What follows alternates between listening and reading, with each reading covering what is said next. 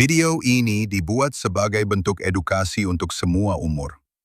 Sebelum video ini dimulai, saya mau disclaimer terlebih dahulu bahwa pembahasan kali ini tidak bermaksud untuk membahas hal-hal yang dilarang oleh YouTube.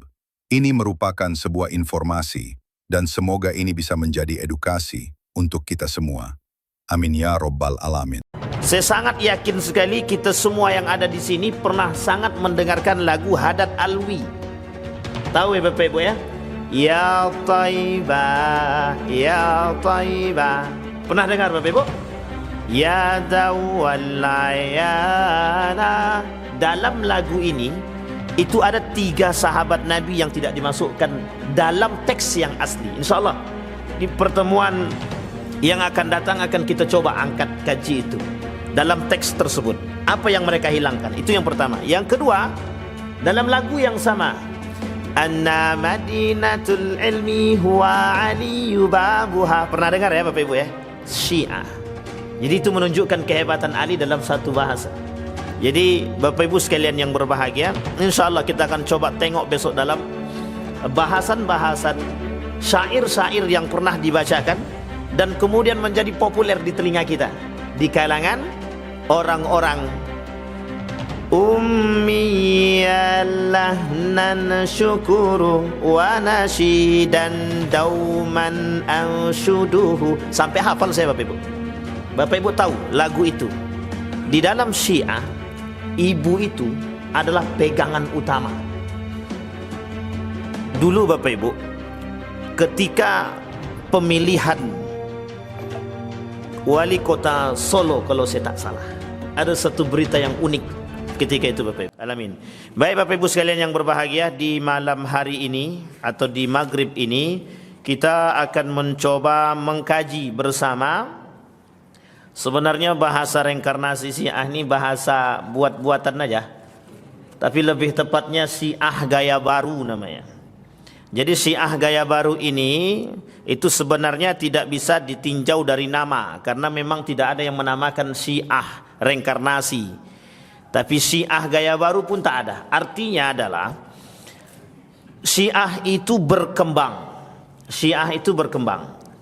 Insya Allah dalam pembahasan ini kita tidak keluar jauh dari negara Republik Indonesia. Betapa pesatnya perkembangan Syiah di Indonesia ini, sehingga perlu adanya antisipasi daripada penyimpangan-penyimpangan yang mereka lakukan, yang dilakukan oleh kelompok Syiah. Dan ini Bapak Ibu sekalian yang berbahagia, saya membawa satu buku, dan ini penelitian langsung dari Litbang, Lembaga Penelitian dan Pengkajian, kemudian dari Lembaga Penelitian dan Pengkajian Islam. Tentang apa? Tentang Syiah, kesesatan Syiah. Nanti baru kemudian kita lihat bagaimana fatwa MUI. MUI menuliskan satu buku, judul bukunya, dan buku ini buku yang paling fenomenal bagi Majelis Ulama Indonesia mengenal dan mewaspadai penyimpangan Syiah yang langsung diangkat oleh Majelis Ulama Indonesia. Bapak Ibu sekalian yang berbahagia, Syiah pernah menyebarkan buku di Indonesia ini dengan judul Mazhab Buku Putih Syiah. Namanya Buku Putih Mazhab Syiah. Jadi kalau Bapak Ibu pegang buku ini, itu sebenarnya buku yang cukup berpengaruh Ahlul Bait di Indonesia. Yang kedua, kalau Bapak Ibu sering melihat buku judulnya Tanyalah Aku Sebelum Engkau Kehilangan Aku, pengarangnya saya lupa, tapi buku itu untuk menunjukkan al-hikam kebijaksanaan daripada Ali bin Abi Thalib, itu penulisnya asli Syiah, orang-orang Syiah. Dan banyak lagi buku-buku Syiah itu tersebar, banyak sangat, dengan bahasa yang halus, bukan bahasa yang kasar. Karena kalau mereka bahasakan kami Syiah, banyak orang tak mau baca buku tersebut. Sehingga butuh ada gejolak-gejolak pemikiran berkembang di kalangan masyarakat sehingga bisa diterima. Saya sangat yakin sekali kita semua yang ada di sini pernah sangat mendengarkan lagu Haddad Alwi. Tahu ya Bapak Ibu ya? Ya Taibah, Ya Taibah. Pernah dengar Bapak Ibu? Ya Dawalayana. Dalam lagu ini, itu ada 3 sahabat Nabi yang tidak dimasukkan dalam teks yang asli. Insya Allah di pertemuan yang akan datang akan kita coba angkat kaji itu. Dalam teks tersebut, apa yang mereka hilangkan? Itu yang pertama. Yang kedua, dalam lagu yang sama, Anna Madinatul Ilmi huwa aliyu babuha. Pernah dengar ya Bapak Ibu ya? Syiah. Jadi itu menunjukkan kehebatan Ali dalam satu bahasa.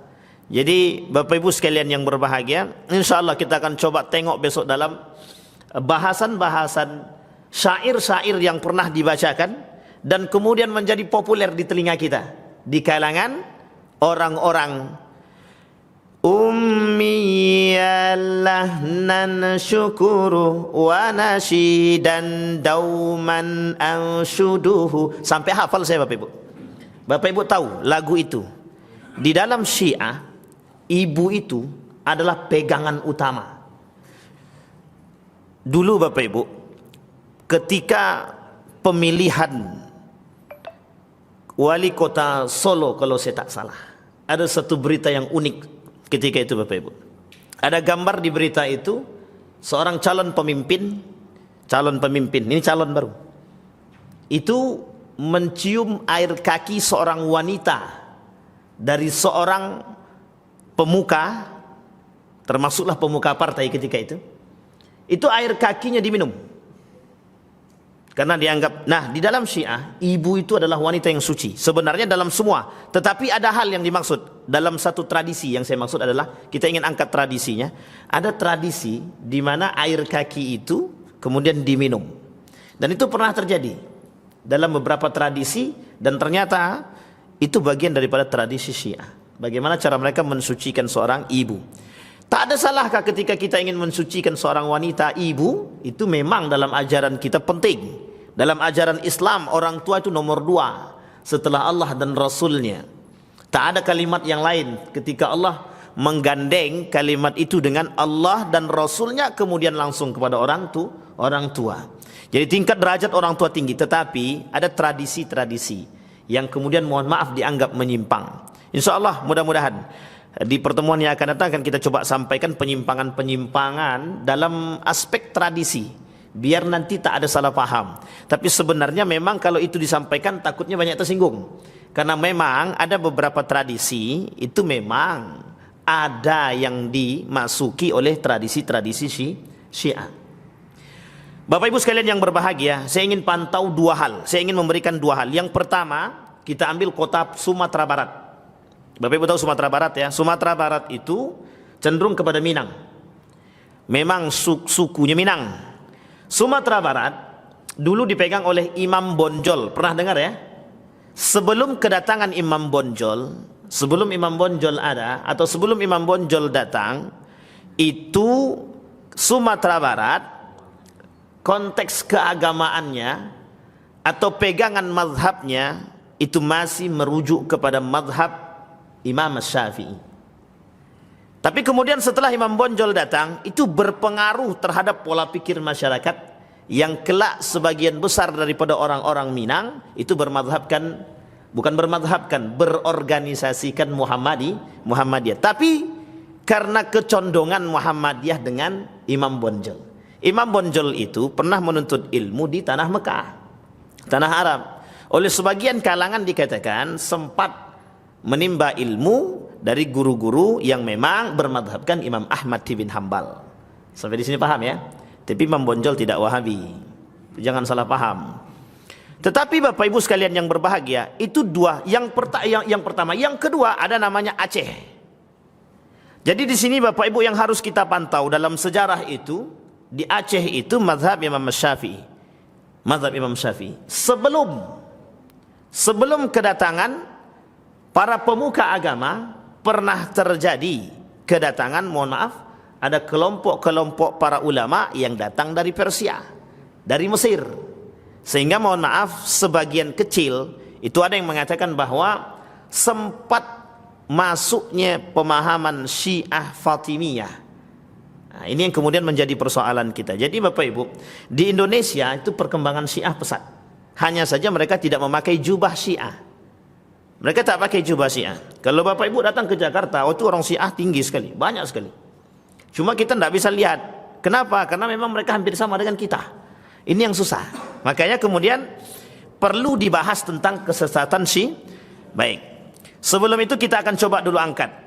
Ini ada buku kecil Bapak Ibu dari Lembaga Penelitian dan Pengkajian Islam. Kita akan coba tengok di mana letak kesesatan Syiah sehingga nanti kita perlu di mana mereka mengembangkan itu. Akidah, ibadah dan akhlak Syiah. Baik, kita coba baca.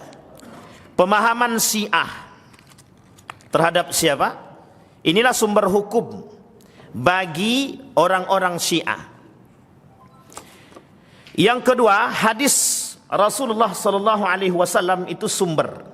Bagi Syiah itu sumber. Tetapi Bapak Ibu, kenapa saat ini ada pertentangan di kalangan para ulama? Mengapa kata orang Syiah, kenapa orang-orang Sunni tidak pernah mau pakai hadis-hadis yang diriwayatkan oleh Ali bin Abi Thalib? Ini pernah disampaikan Dr. Mawardi ketika dalam PKU, Pendidikan Kadar Ulama. Jadi ketika pendidikan kadar ulama di Pekanbaru di Hotel Grand Suka kalau saya tak salah, itu pernah disampaikan oleh beliau. Salah satunya tentang Syiah ini. Kata beliau ada pertanyaan. Ada banyak hadis yang dilakukan oleh Syiah ditipunya, dirubahnya. Sehingga kenapa para ulama ragu untuk menggunakan hadis tersebut? Karena ada sebab. Ditakutkan ada hadis-hadis yang oleh para Syiah itu sudah dirubah. Kita ambil contoh hadis yang sangat terkenal Bapak Ibu. Ini sangat terkenal. Tafakkaru fil khalqi wala tatafakkaru fil khaliq. Pernah dengar ya hadis ini Bapak Ibu? Tafakkaru fil khalqi wala tatafakkaru fil khaliq. Berfikirlah kalian tentang ciptaanku, tapi kalian jangan pernah berfikir tentang siapa Khalik, sang pencipta. Kenapa? Kalau kalian berfikir tentang sang pencipta, tidak akan sampai. Tapi kalau kalian berfikir tentang apa yang diciptakan oleh sang pencipta, itu penting. Hadis ini diriwayatkan oleh Ali bin Abi Thalib. Hadis ini diriwayatkan oleh Ali bin Abi Thalib. Tetapi hadis ini, itu lengkap panjang sekali. Tapi kemudian dipotong. Sampai sini paham ya? Nah, ditakutkan oleh para ulama. Yang ditakutkan oleh para ulama ketika itu, banyak hadis-hadis yang diriwayatkan oleh Ali bin Abi Thalib yang sudah dirubah. Kenapa? Karena mereka merujuk kepada pemahaman Ali bin Abi Thalib sebagai orang yang mereka agungkan ketika itu. Sampai di sini paham ya Bapak Ibu ya? Ini Syiah. Makanya Bapak Ibu, Syiah itu Jalaluddin Rahmat, seorang pimpinan almarhum, dia sudah meninggal. Tapi beliau pemimpin Ahlul Bait di Indonesia, namanya ABI, Ahlul Bait Indonesia. Mereka tak mau dikatakan Syiah, tapi mereka mau dikatakan Ahlul Bait Indonesia. Dan ini ada sejarah. Sama halnya di Malaysia itu mereka tak mau disebut dengan Syiah, tapi mereka disebut dengan Ahlul Bait Indonesia. Karena menurut mereka Syiah dan Ahlul Bait Indonesia itu berbeda. Nah, ini perlu dipahami Bapak Ibu. Kalau Bapak Ibu ketemu ABI, itu mesti kelompok-kelompok turunan ke bawah itu Jalaluddin Rahmat. Dan beliau menuliskan buku-bukunya cukup baik itu. Dan dibaca, mohon maaf, buku beliau Jalaluddin Rahmat itu menjadi pegangan oleh kaum-kaum liberal dalam dunia pemikiran Islam. Dan jangan salah, sehingga tolak ukur mereka ada gitu. Dan beberapa kitab-kitab tertentu itu banyak, mohon maaf, kitab-kitab itu memang berasal dari Syiah. Dan ini nanti merujuk kepada sejarah ketika Renaissance Islam di Iran. Nah, ini harus dipahami. Kebangkitan Islam dari tanah Iran. Jadi tidak disalahkan memang. Khurasan itu bagian akan bermuncul ketika itu pada masa Daulah Abbasiyah itu bermunculan orang-orang pemikir-pemikir muslim itu, ilmuwan-ilmuwan muslim itu yang disebut dengan Renaissance tadi, itu memang dari jalur situ. Irak, Iran dan perbatasan Damaskus, Baghdad, memang dari situ. Yang identik kelak itu sebagai tempat perkumpulannya masyarakat Syiah. Maka dalam, mohon maaf, ketika para pemikir dan peneliti mengatakan Renaissance Iran, ya memang begitu mereka mengatakan. Sehingga pernah dikatakan Iran itu dianggap tempat munculnya para ilmuwan. Sehingga mereka berkata demikian. Loh, kalau Iran tempat muncul para ilmuwan, kami pernah mendiskusikan itu dengan salah seorang profesor ketika itu. Apa kata profesor tersebut? Jangan salah, ilmuwan-ilmuwan muslim itu banyak yang muncul dari Syiah. Ya tak salah memang, Ibnu Sina itu Syiah. Ibnu Sina itu Syiah. Ibnu Khaldun itu pernah dikatakan Mu'tazilah. Tapi telah dikonter kembali oleh para murid-muridnya. Ibnu Khaldun masuk kalau tak salah dalam mazhab Imam Asy-Syafi'i, kalau saya tak salah. Dan ada beberapa yang lain. Banyak itu. Ada namanya Ibnu Hayyan yang juga dianggap Syiah. Ada namanya Zamakhsyari, dianggap Mu'tazilah. Dan ini ilmuwan-ilmuwan ini bermunculan dari perbatasan-perbatasan antara Iran, Irak, Baghdad, Damaskus. Nah, coba bayangkan Bapak Ibu. Tak salah kah? Tak salah ketika mereka mengatakan. Sehingga musuh terberat dalam orientalis itu yang paling berat memang Iran. Mereka bisa bahasa Inggris, mereka bisa bahasa Arab, mereka bisa baca kitab, dan mereka punya kunci. Apa kuncinya? Renaissance Islam tadi yang mereka sebut dari tempat mereka. Sehingga muncul beberapa tulisan itu dari para peneliti itu, salah satunya mereka mengatakan kemunculan para ilmuwan muslim dari Iran. Disebutlah dengan Renaissance. Renaissance of Islam in Iran. Munculnya para ilmuwan muslim di Iran. Nah, baik. Bagi mereka Bapak Ibu, kenapa Syiah ini oleh Majelis Ulama Indonesia itu kemudian disesatkan? Majelis Ulama Indonesia baru-baru ini mengeluarkan maklumat. Apa maklumatnya?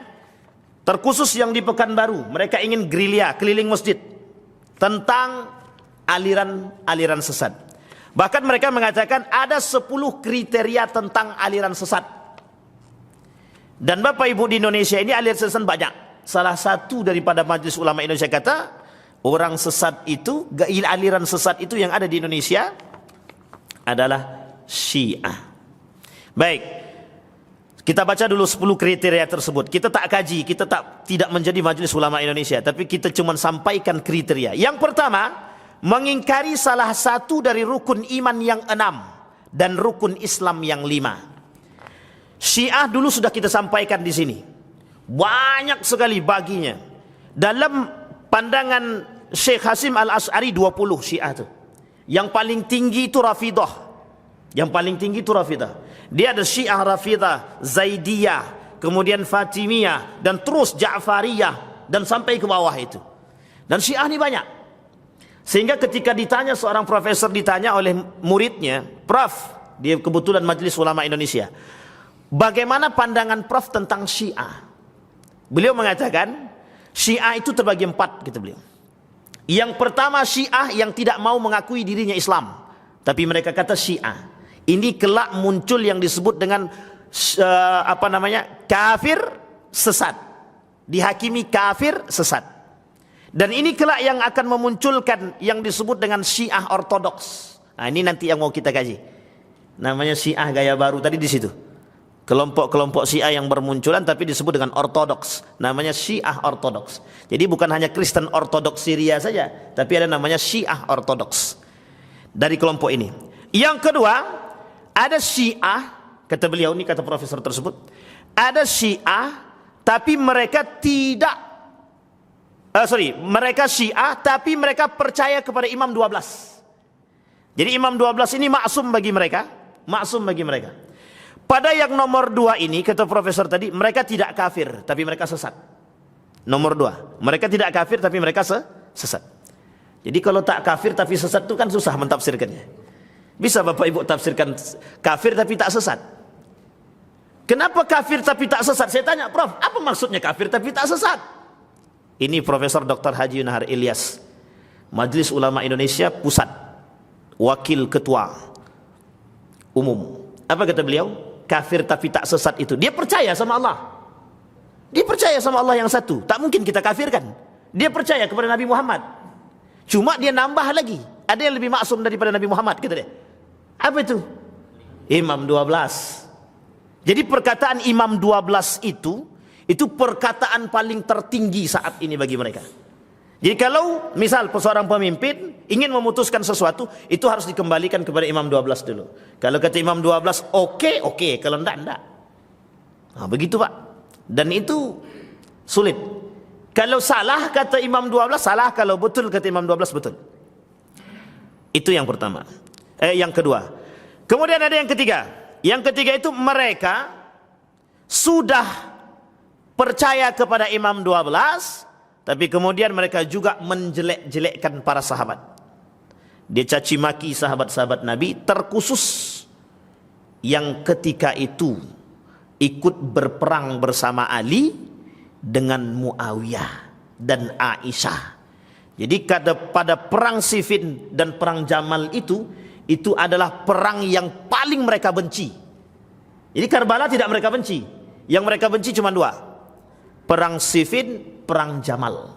Karena kebencian mereka terhadap Ali bin Abi Thalib dan beserta pengikutnya itu, kemudian bukan kebencian mereka terhadap barisan yang keluar dari Ali dan barisan yang memerangi Ali bin Abi Thalib yang ketika itu, mohon maaf, ada istri Nabi yang disebut dengan Siti Aisyah. Itu berat tuh Pak. Mereka benci sebenci-bencinya itu. Sampai mohon maaf. Mereka berani katakan mohon maaf. Itu dengan samakan istri Nabi dengan binatang. Itu Ummul Mukminin. Bayangkan Bapak Ibu. Sampai mereka berani itu mencaci maki Ali bin Abi Thalib, Abu Bakr Siddiq, Umar bin Al-Khattab, Uthman bin Al-Affan. Saya pernah ceritakan kalau tak salah di sini. Tahun 2015. Kalau tidak tahun 2015 berarti tahun 2016. Itu di Bengkulu. Itu ada buku ajar yang di dalam buku ajar tersebut ada gambar para sahabat itu, nama-nama para sahabat itu digambari gambar babi. Oh, itu sadis Bapak Ibu.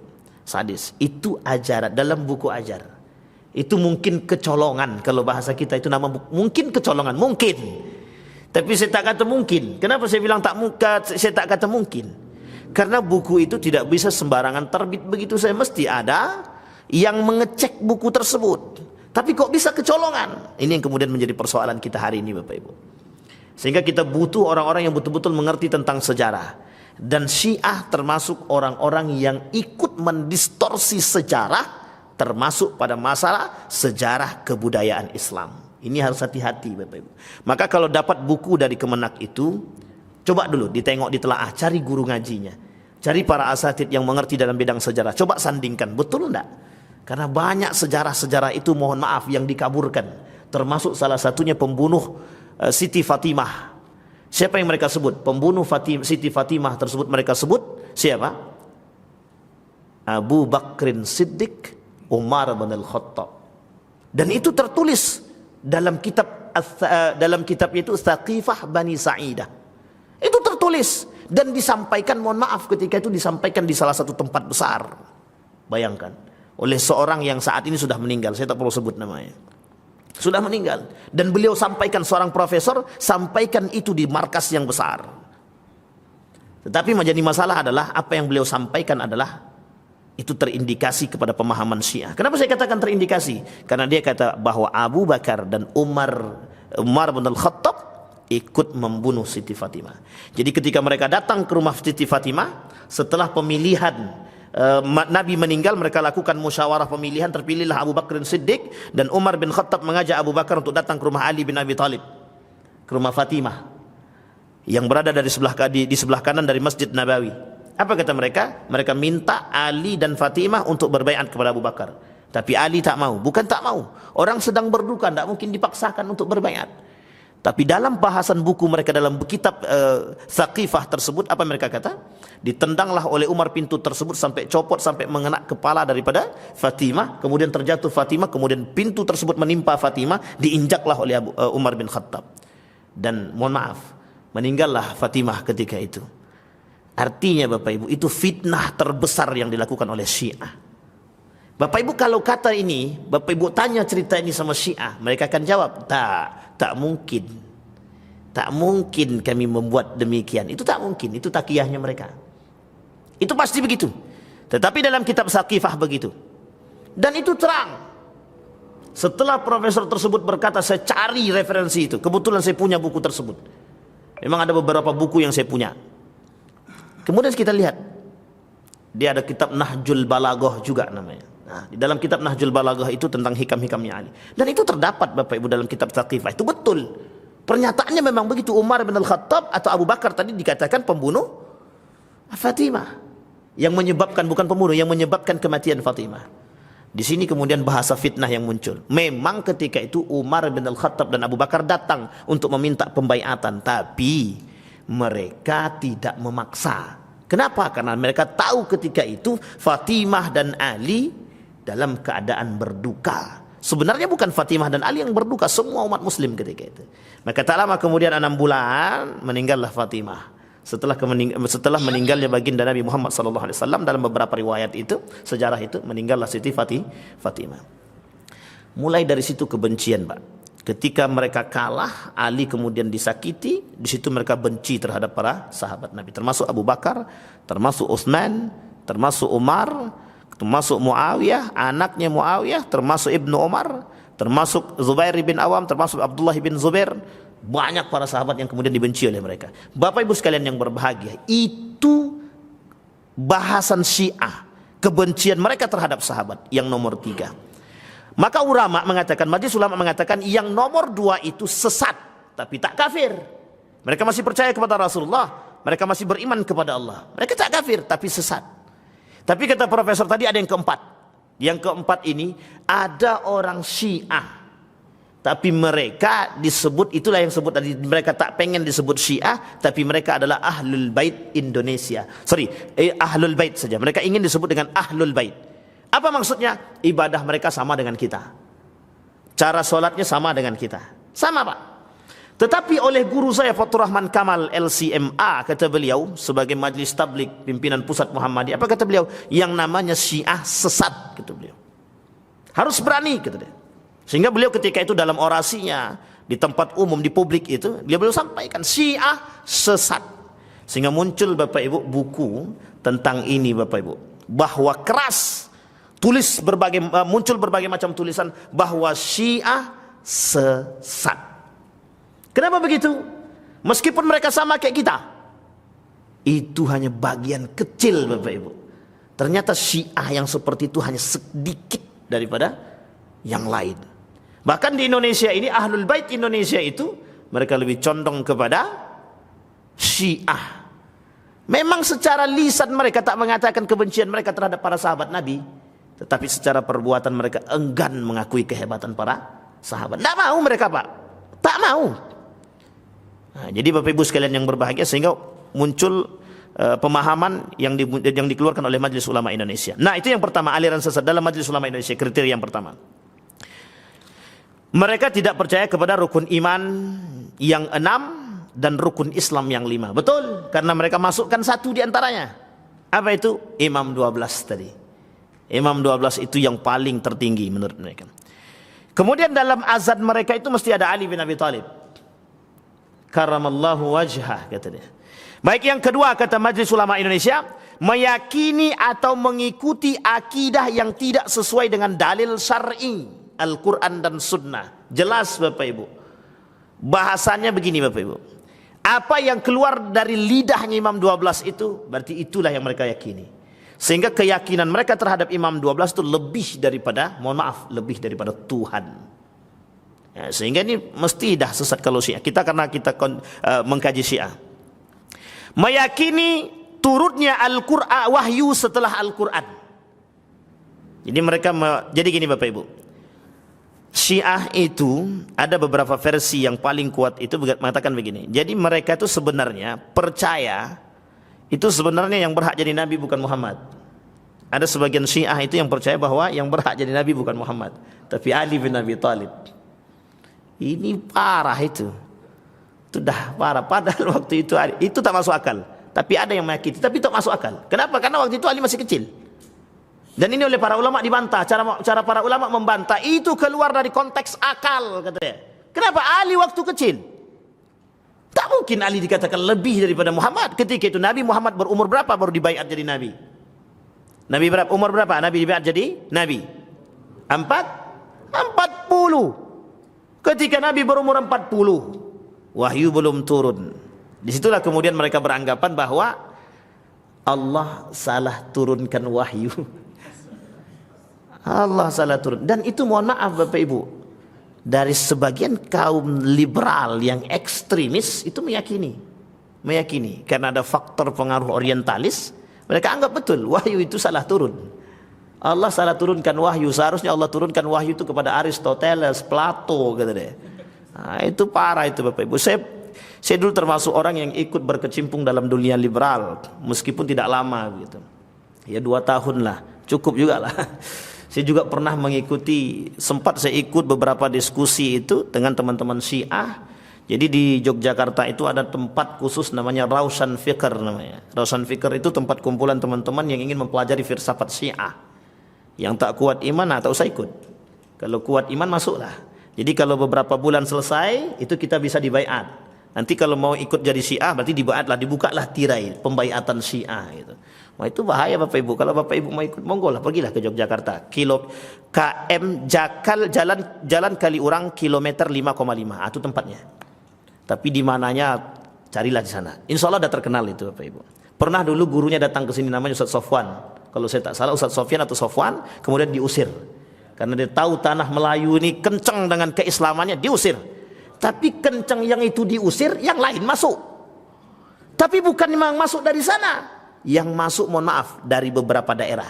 Ada yang dari Persia, ada yang dari India dan lain sebagainya. Bangladesh kalau saya tak salah itu. Dan mohon maaf mereka mengembangkan satu tempat yang disebut dengan prostitusi gelap. Dan itu mereka yang mengembangkan. Dan itu ada di berita Pekanbaru. Itu ada di berita Pekanbaru. Dan mohon maaf, salah satu tempat yang saat ini kami ditempati di Pondok Pesantren Darul Khair itu dulunya bekas daripada pondok pesantren Syiah yang digerebek langsung oleh Ustadz Dr. Mustafa Umar. Nah, itu yang turun tangan langsung Dr. Mustafa Umar.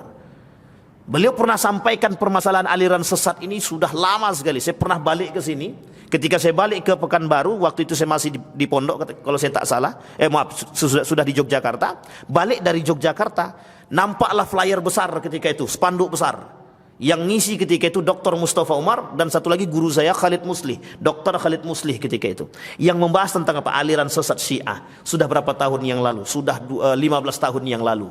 Hari ini diangkat kembali 15 tahun yang lalu. Ketika 15 tahun yang lalu itu Syiah di Pekanbaru sedang rame-ramenya itu. Sedang rame-ramenya. Bahkan hampir di setiap pojok itu ada kelompok Syiah, tapi orang tak tahu. Sehingga dulu ada namanya peneliti, saya lupa nama lengkapnya beliau itu, melakukan penelitian tentang Syiah. Ustadz siapa namanya? Ustadz Roni namanya. Nah itu perlu ditarik lagi itu beliau itu. Karena kencang sekali pemahaman beliau tentang Syiah, itu perlu diangkat kembali. Karena memang penting Pak. Mohon maaf Bapak Ibu, Syiah itu berbahaya. Nanti kita lihat dari segi mana dia masuk. Syiah juga masuk. Kalau selama ini kita membahas tentang perang pemikiran kemarin, itu Syiah masuk, mereka orang-orang Eropa orientalis masuk dari segi budaya, bahasa, kemudian pendidikan. Sama Syiah juga begitu. Syiah juga begitu. Nanti Syiah masuk dalam budaya. Yang paling dominan, mohon maaf jangan tersinggung ya. Yang paling dominan, yang paling mirip itu hampir Pak, beberapa tradisi-tradisi di Jawa itu, tradisi-tradisi, mohon maaf, NU, sebagian kecil itu ada yang hampir mirip dengan tradisi Syiah. Nah, itu yang menjadi masalah itu Pak. Dan Syiah ketika dengan kuburan itu memang begitu cara mereka. Bagaimana cara mereka, mohon maaf, cara mereka menghiasi. Ada judul film, itu betul-betul bagus judul filmnya itu. DK, kalau bahasanya DK. Yang diperankan oleh Salman Khan, Sahrul Khan, satu lagi Amir Khan. Itu boleh tengok. Dan di situ menunjukkan ketika beliau mencari agama itu, ada di situ tradisi-tradisi itu. Dan salah satu tradisinya adalah pemujaan kuburan. Dan tradisi pemujaan kuburan itu dilakukan oleh Syiah. Kapan? Asyura. Kapan itu Asyura? 10 ini Pak. Kalah kemarin. Apa tradisinya? Pemujaan kuburan terhadap Al-Husain. Siapa dia? Cucu baginda Nabi Muhammad SAW. Turun ke bawah Ja'far, turun ke bawah ada Ali bin Ja'far, turun ke bawah Ja'far Shadiq dan lain sebagainya Pak. Dan itu kuburan-kuburan mereka itu sangat-sangat dimuliakan. Jangan salah Bapak Ibu. Dan itu tradisi mereka. Dan mohon maaf ketika sampai ke Nusantara, mereka sempat membuat kegiatan-kegiatan tradisi itu. yang ketika itu kental dengan tradisi. Masyarakat Nusantara ketika itu sangat kental dengan tradisi. Memang harus kita sampaikan. Memang sangat kental dengan tradisi, salah satu yang bisa masuk. Makanya ketika masuknya Islam ke Nusantara itu memang jalurnya itu. Salah satunya jadi jalur Mesir dan Persia. Dan itu juga dibawa oleh orang-orang Syiah. Nah, itu dari kajian yang lain, Bapak. Itu aspek sejarah. Panjang tuh Bapak Ibu. Jadi sebenarnya bukan reinkarnasi Syiah. Pengen tahu betul kita Syiah gaya baru itu nanti di mananya gitu. Itu yang ketiga. Yang keempat, mengingkari otensitas atau kebenaran isi Al-Quran. Ya, Syiah tidak pernah. Syiah itu selalu meragukan Al-Quran itu. Syiah selalu meragukan Al-Quran. Meragukan. Mereka sangat meragukan. Jadi ketika mereka, saya dulu pernah punya pengalaman berdebat dengan Syiah waktu di Malaysia itu. Wah, itu unik Bapak Ibu. Teman-teman Syiah ini orangnya cerdas. Mereka nggak mau berdebat tentang ibadah, muamalah, bagaimana sholat itu mereka nggak mau. Tapi mereka maunya berdebat tentang filsafatnya. Nah, ini yang susah di sini Bapak Ibu. Ada Hallaj, ada kemudian saya lupa sudah lama tak mempelajari kembali. Itu ada namanya Hallaj itu. Juga kuat itu Bapak Ibu. Paham mereka. Ada mereka tidak sholat tapi dengan hati saja gitu mereka. Mereka yakini dengan hati saja. Ya, kalau diambil oleh teman-teman liberal dijadikan sandaran pemikiran mereka gitu. Dan ini Bapak Ibu, kapan-kapan saya coba Murtado Mutahhar, baru ingat saya, ada Murtado Mutahhar namanya, seorang ulama Syiah yang sangat terkenal ketika itu, yang itu dijadikan sandaran oleh kaum-kaum Syiah termasuk di Indonesia. Baik, yang kelima, melakukan penafsiran Al-Quran yang tidak berdasarkan kepada kaidah-kaidah tafsir. Dan ini Bapak Ibu, dalam dunia orientalis mentafsirkan Al-Quran punya metode sendiri yang disebut dengan hermeneutik namanya. Jadi mentafsirkan Al-Quran sesuai dengan sesuai dengan kontekstual, arti sesuai dengan kejadian, dengan keadaan. Jadi bahasa lainnya cocokologi, itu bahasa lainnya. Metode hermeneutik itu digunakan oleh kaum orientalis atau mohon maaf orang-orang dulu itu digunakan untuk mentafsirkan Injil. Nah, mereka teman-teman orientalis menggunakan itu, menyamakan metode-metode penafsiran Al-Quran ditambah dengan gaya baru yang disebut dengan hermeneutik. Tetapi orang-orang Syiah tidak. Orang-orang Syiah juga begitu. Tapi mereka tidak ke hermeneutik, tapi apa yang menjadi dasar pemikiran mereka dan disandarkan kepada pemahaman Imam 12 tadi, sekalipun tak sejalan dengan nilai yang terkandung di dalam Al-Quran, mereka betulkan. Asalkan yang berbicara Imam 12. Baik. Itu yang kelima. Yang keenam, mengingkari kedudukan hadis Nabi sebagai sumber ajaran Islam. Tidak semua, tapi sebagian. Kenapa saya katakan sebagian? Karena sebagian lagi di antara mereka menipu hadis Nabi. Nah, itu dia bahasanya Pak. Kita punya buku dulu namanya Ittihamul Ahadis li Ahli Syiah, kalau saya tak salah. Dulu ada buku namanya Tipu Daya Syiah terhadap hadis-hadis Nabi. Tapi unik Pak, apa kata Syiah? Kata Syiah itu begini, Sunni itu melakukan penipuan terhadap hadis Nabi. Mereka tak mau pakai hadis dari Ali bin Abi Thalib dan keturunan Nabi. Kata Syiah, Sunni yang menipu. Kata Sunni, Syiah yang menipu, kata dia. Ini perdebatan Pak di tanah Jawa ketika itu. Apa kata mereka? Oh, itu ramai sekali. Yang melakukan penipuan itu bukan kami. Kata Syiah, ini takiyah mereka Pak.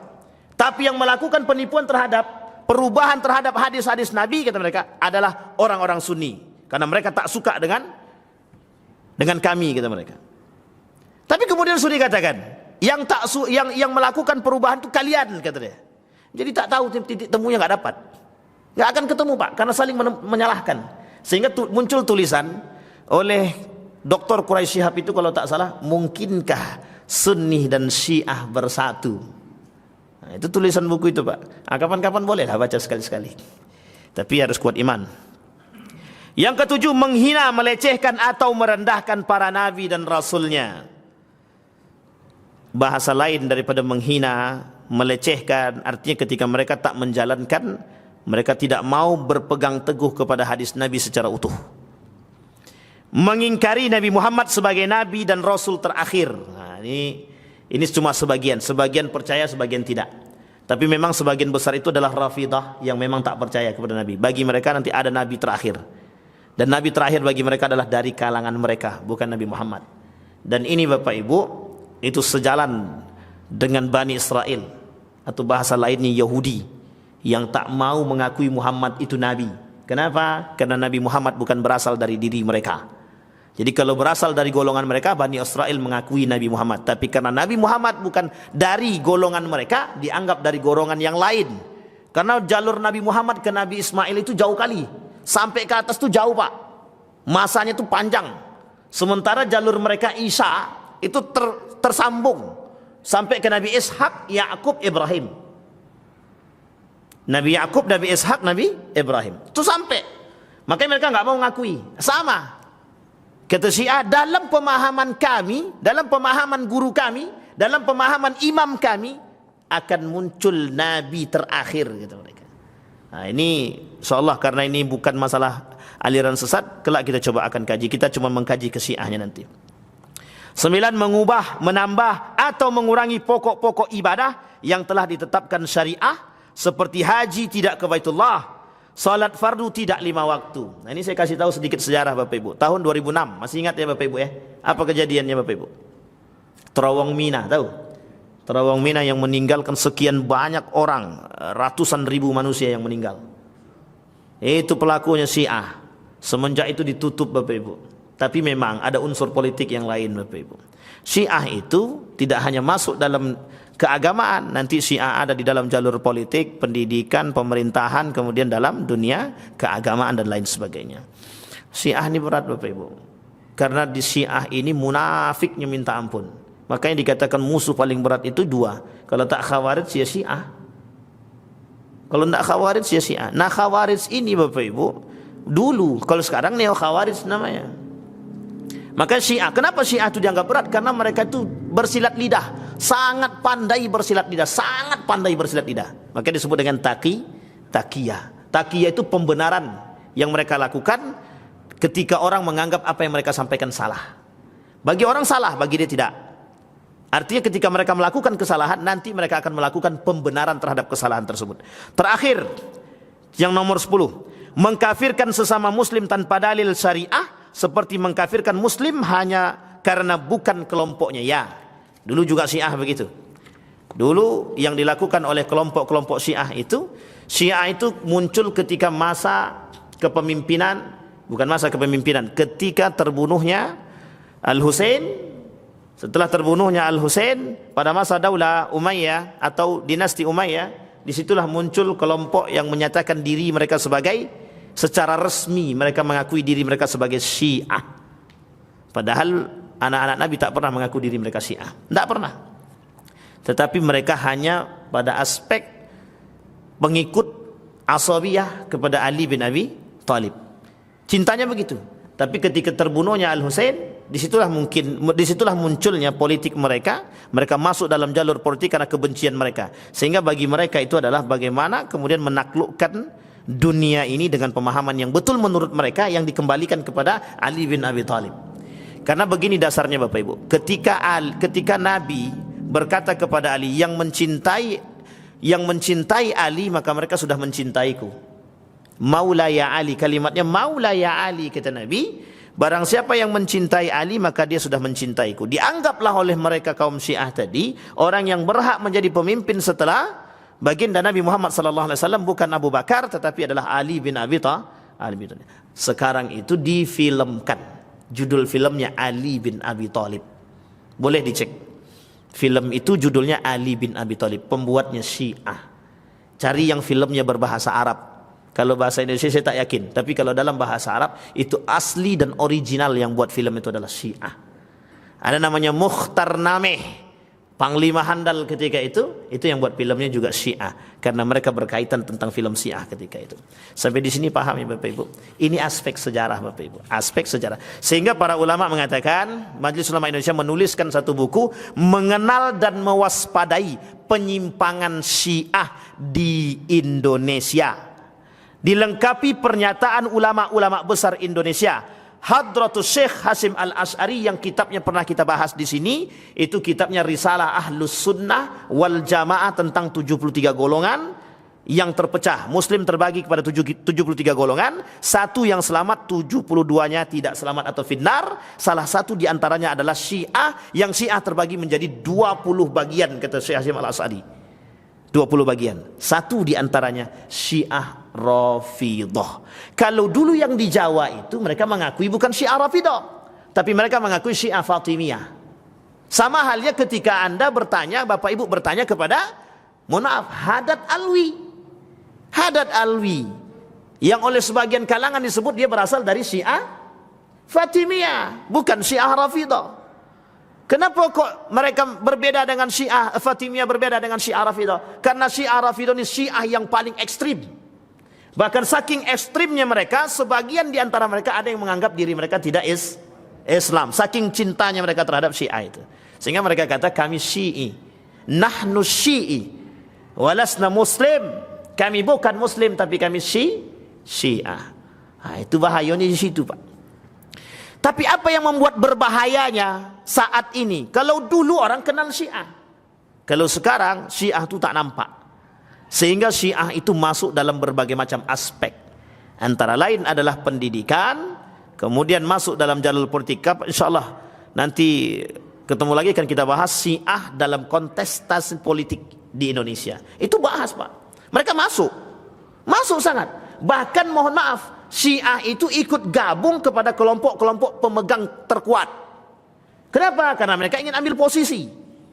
Kalau mereka bisa ambil posisi, mereka bisa menang. Jangan salah, Pak, Iran punya taktik paling besar dan paling kuat, Pak. Yang bisa menaklukkan Amerika itu Iran, Pak. Amerika paling takut dengan Iran. Blokade, kata Iran. Kita blok itu goyang, Pak, Amerika, Pak. Pernah terjadi, pernah. Ketika Amerika berperang dengan Iran, cuma satu kalimat yang dimunculkan oleh Iran, di bloknya, Pak. Ketika blokade Selat Hormuz terjadi itu, habis, Pak, Amerika. Langsung turun. Kenapa mereka takut? Jalur minyak. Jalur masuknya minyak itu ditutup. Tidak berani mereka. Ketakutan mereka terhadap Iran tinggi. Bahkan Iran berani mengancam dengan nuklir. Padahal kebenarannya ada atau tidak kan kita nggak tahu. Tapi sebagian meyakini ada, sebagian tidak. Di situ, Pak, kekuatan Iran, Pak. Makanya mohon maaf, Bapak Ibu, ketika hari-hari ini itu kan banyak bermunculan bahwa Iran membantu Palestina. Betul ya? Iran membantu Palestina. Jangan dipahami dari segi politiknya. Kalau Bapak pahami dari segi politiknya, maka kita habis, Bapak Ibu. Tapi pahami dari jalur yang lain, biar kita bisa melihat Iran itu baik gitu. Tapi kalau kita paham dari segi politiknya, Bapak Ibu, tidak bisa, Bapak Ibu. Iran itu bisa menutupi gerakan agama mereka dengan gerak yang lain, Bapak Ibu. Ini kelebihan Iran. Dan itu menjadi kekurangan kita hari ini, Bapak Ibu. Lawan kita begitu, iya. Itulah takiyah mereka yang paling besar. Dalam dunia pendidikan, Bapak Ibu, mohon maaf, dalam dunia pendidikan banyak sekali saat ini orang-orang Syiah yang masuk. Ada salah seorang guru besar, dan mereka saat ini menjadi dosen di salah satu universitas ternama di Indonesia. Saya tak perlu sebutkan nama universitasnya.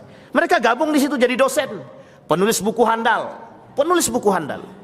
Dan rata-rata buku-buku mereka itu dicetak di Mizan. Ini saya sebutkan langsung percetakannya, Mizan. Jadi hati-hati kalau beli buku yang cetakannya Mizan. Dan itu, Bapak Ibu, termasuk percetakan yang memang mencetak buku-buku Syiah. Sampai di sini paham ya, Bapak Ibu. Insya Allah kita akan lihat dari jalur mana saja. Bahkan Iran memegang media. Bahkan banyak film-film itu yang memang bermunculan oleh kelompok Syiah. Termasuklah film-film tentang Islam. Maka hati-hati, Bapak Ibu, kalau mau melihat video-video Nabi, video-video tentang para sahabat-sahabat Nabi, tengok betul baik-baik. Nanti insya Allah saya coba kalkulasikan dulu yang mana saja channel-channel itu yang memang media-media itu yang memang terindikasi Syiah. Insya Allah kita akan sampaikan. Mudah-mudahan kita bisa tengokkan di dalam layar sehingga Bapak Ibu tahu, oh ini toh, kalau ini mesti Syiah. Insya Allah salah satunya Al-Manar, dan itu original Syiah, Bapak Ibu, original Syiah. Dan film-film tentang kenabian para sahabat itu banyak ditampilkan di situ. Dan itu ternyata Syiah. Termasuklah saya waktu itu Bapak Ibu. Sangat senangnya saya tonton Bapak Ibu. Setiap yang muncul dari Al-Mansur saya tonton. Ternyata setelah tahu para Syiah. Nah, itu bahayanya Bapak Ibu. Salah satunya film siapa? Nabi Yusuf. Nabi Yusuf tahu Bapak Ibu ya, Nabi Yusuf. Itu yang buat orang Syiah. Yang buat orang Syiah. Karena dalam film tersebut masih banyak unsur-unsur yang tidak ditemukan dalam hadis-hadis Nabi, baik sahih maupun yang tidak sahih atau yang dhaif. Itu banyak Bapak Ibu, kita temukan banyak. Dan ternyata itu dibuat oleh Syiah. Dan masih banyak ternyata garis Israiliyatnya. Artinya apa? Cerita-cerita yang mereka ambil dari cerita-cerita Israiliyat, cerita-cerita tipu daya dari kaum Bani Israel. Itu saja dari saya Bapak Ibu, mudah-mudahan bermanfaat. Insya Allah kita lanjut di pertemuan yang akan datang tentang Syiah gaya baru dalam aspek budaya. Insya Allah kita akan masuk dalam aspek budaya, kita akan masuk dalam aspek politik, kita akan masuk dalam aspek pendidikan. Setidaknya 3 itu dulu yang akan kita angkat. Kalau sudah nampak oleh kita, nanti akan kita sampaikan bagaimana cara Majelis Ulama Indonesia mengajak kita mengantisipasi itu dalam pola pemikiran atau dalam pola takiyahnya kelompok-kelompok Syiah yang ada di zaman modern. Insyaallah mudah-mudahan bermanfaat bagi kita semua. Fa'tabiru ya ulil absar la'allakum tuflihun. Assalamualaikum warahmatullahi wabarakatuh.